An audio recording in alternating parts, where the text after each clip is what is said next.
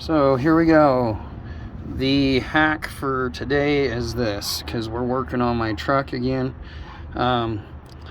This is a 99 k3500 four-wheel drive, 7.4 liter 454 with a long bed and the 4-door crew cab.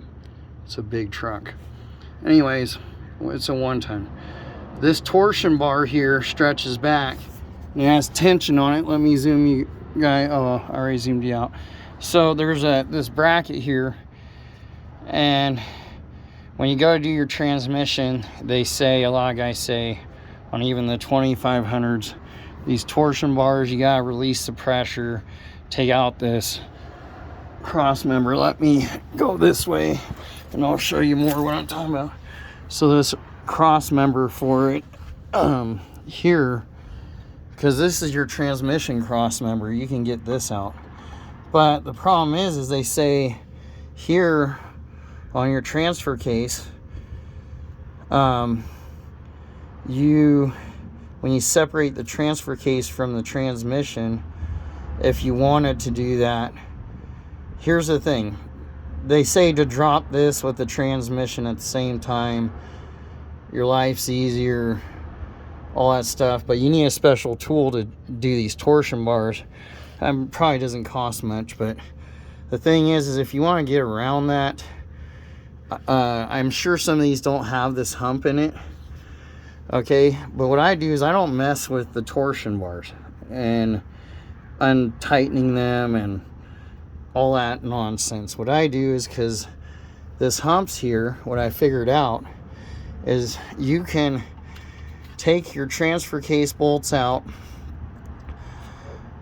it'll slide back and it'll hit this cross member.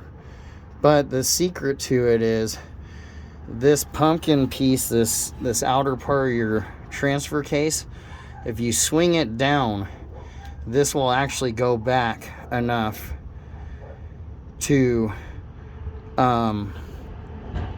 get it out. And the reason why is because instead of hitting like these little fingers, you get down in here and you can actually get enough room, and you don't have to mess with taking this out and all this torsion bar stuff. Like if you're just, you didn't know you needed a special tool, now you buy everything you had on your budget, now you can't afford to get this tool. Well, if your truck has this hump here right behind your cross member right here for the torsion bars, because this isn't even attached to your transfer case, it's just strictly in here to support your truck frame and have these torsion bars in here to go to it, to put tension on your front end, on your A-arms, lower control arms. I refer to them as A-arms, but they're lower control arms. And, to hold your truck together, but give it stability, whatever. We can get more into that later, but that's the hack, is this will swing down. It'll actually, with this one, I've seen the 2500s, K2500s, where it doesn't have this hump in it, and then you have to mess with the torsion bars. But if you have this hump, look into doing that before you run out or get nervous about having to do the tension on these arms. You can leave those in when you have this. I'm going to do it again here soon. I did this a while back. My truck's been down 5 months because the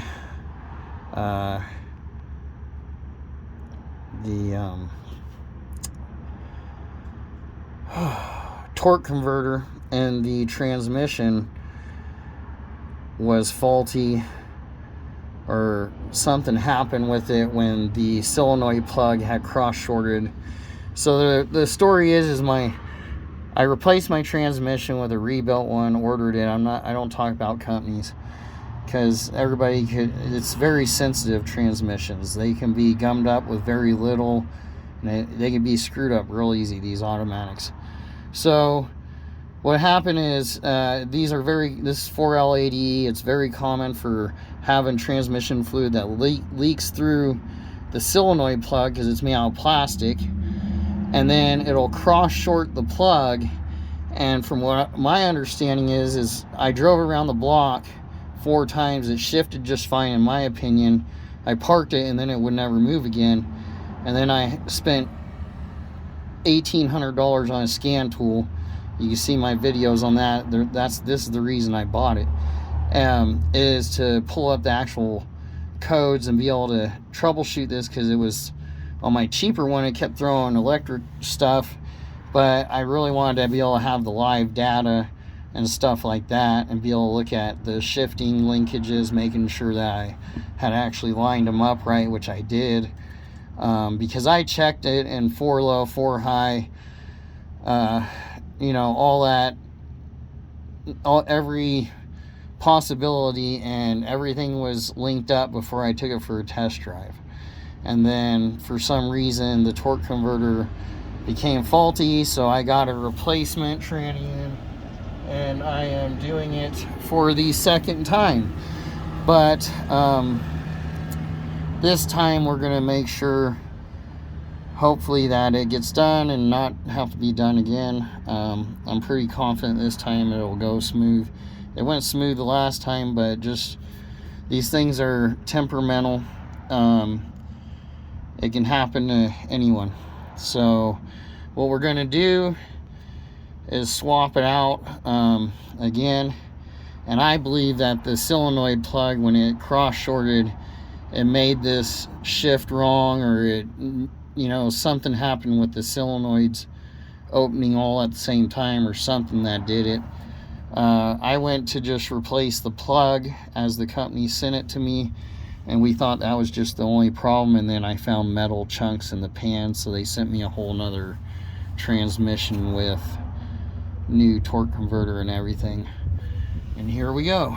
We're done working on the Jeeps and other people's stuff. We're back to this. Have a good day, and that's the hack.